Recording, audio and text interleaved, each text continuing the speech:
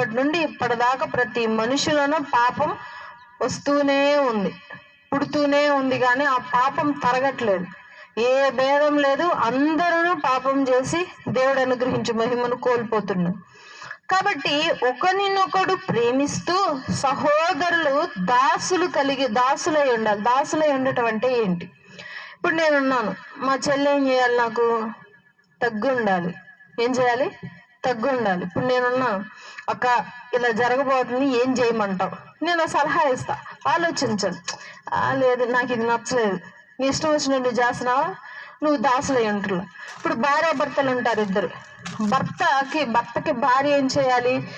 దాసురాలై ఉండాలి. దాసురాలుగా ఉండి భర్త మాటను అంగీకరించాలి, భర్త మాటను వినాలి. సో కాబట్టి సహోదరులు ఒకరినొకడు దాసులై ఉండాలి. మీరు స్వతంత్రులుగా పిలువబడుతురు కాబట్టి